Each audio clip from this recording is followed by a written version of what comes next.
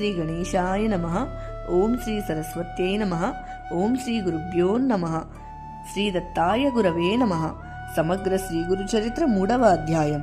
పూర్వ సంచిక యందు విష్ణుదత్తుల వారు ప్రథమ పరీక్షను ఏ విధంగా ఎదుర్కొనని తెలుసుకున్నాం.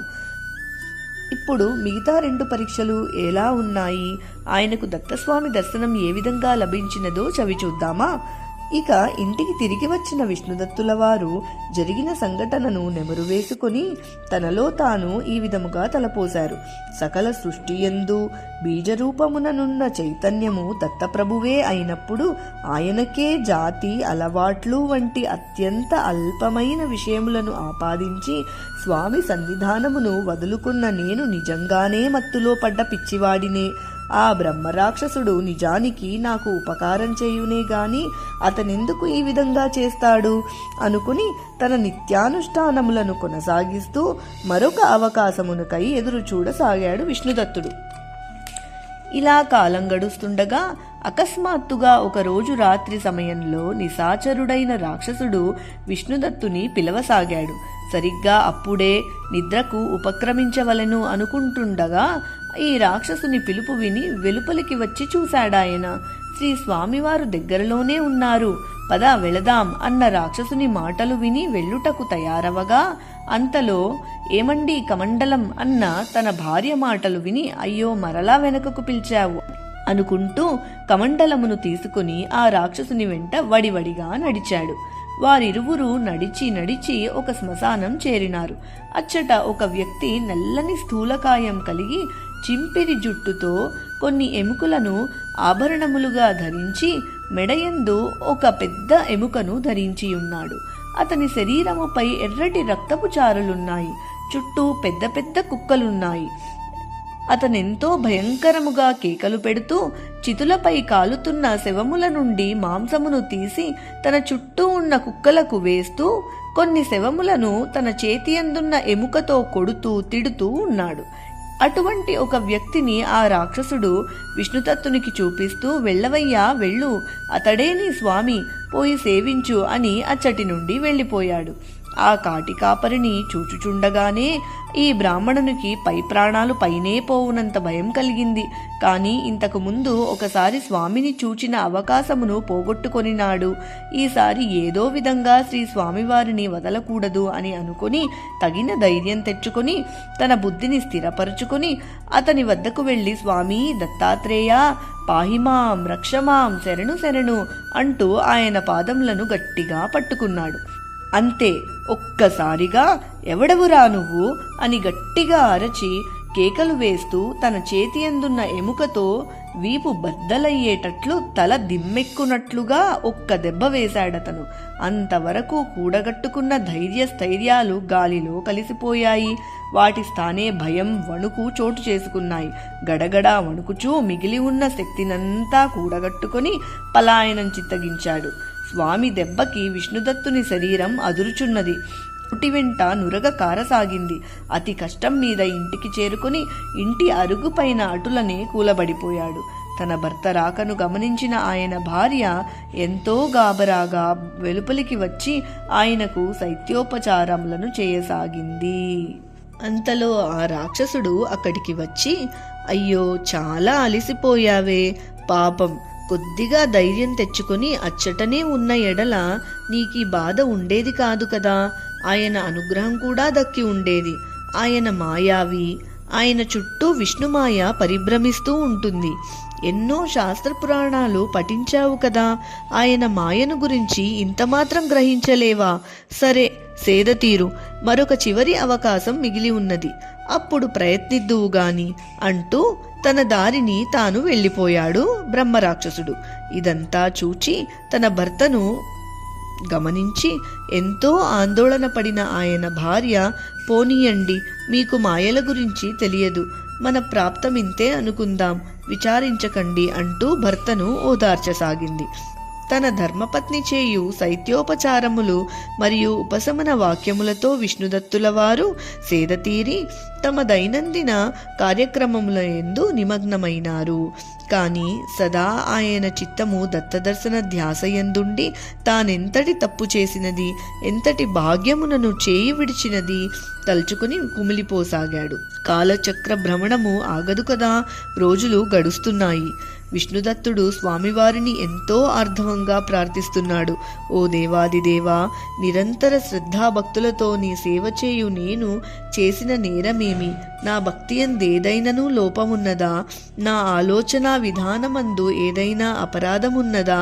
అవునులే, నీ త్రిమూర్త్యాత్మక రూపమందున్నది రుద్రాంశ. శ్మశానమందుండుటను నేను గుర్తించలేకపోవుట మరియు ఆ విషయం నా మేధస్సుకు అందకపోవుట నా తప్పిదములే.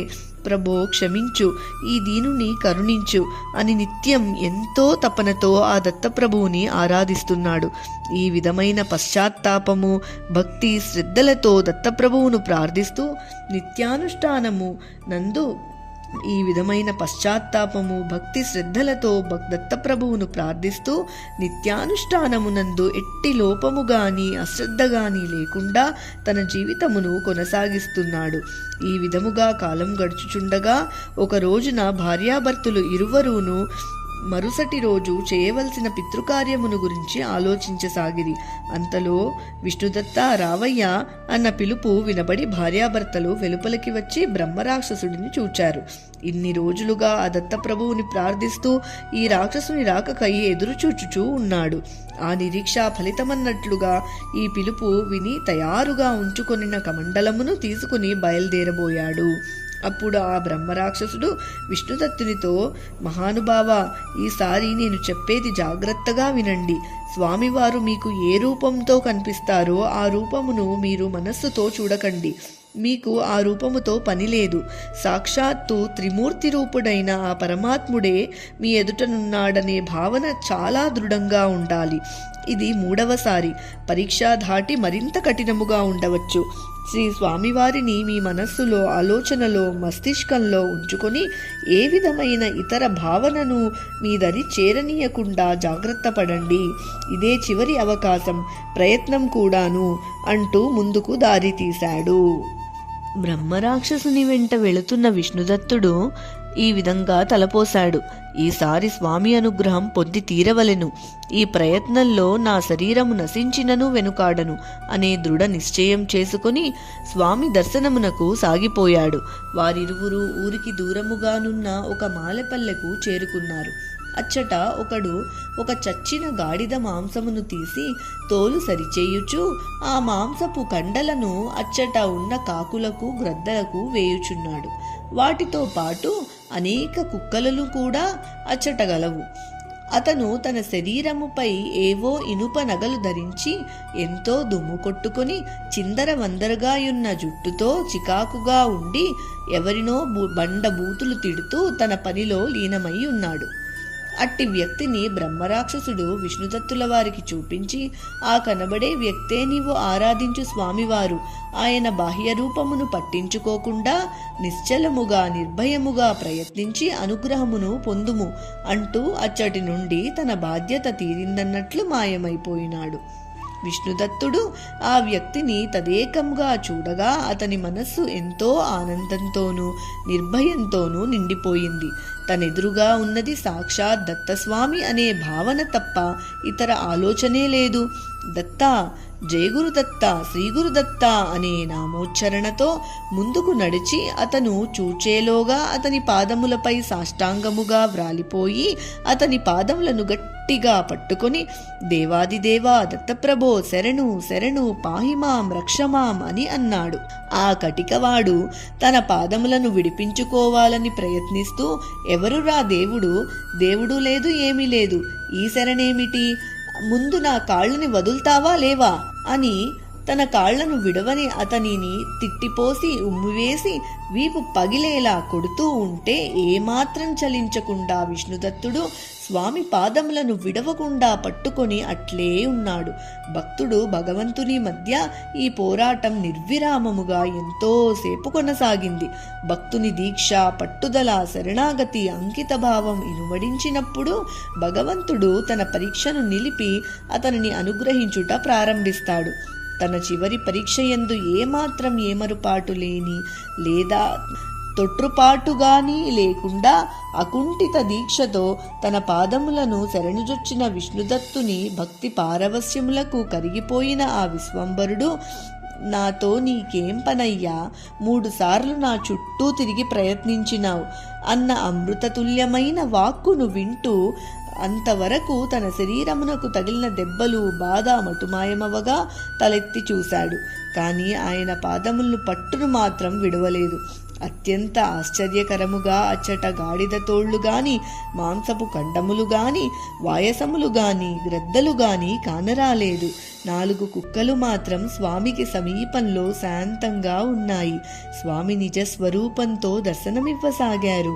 ఆ ప్రాంతమంతయు ఎంతో పవిత్రమైన తపోవనం వలేనున్నది. స్వామివారు విష్ణుదత్తుని భుజములను బట్టి లేవదీసి, లేవయ్యా లే, నా గురించి ఎందుకంత శ్రమ పడుతున్నావు అనగా ఆయనకు మరలా ప్రదక్షిణ సాష్టాంగ నమస్కారములు చేసి చతుర్వేద మంత్రములతో స్వామిని స్తుతించి ఆయనను దర్శించిన ఆనందాతిశయంతో అచేతనముగా ఉండిపోయాడు విష్ణుదత్తుడు.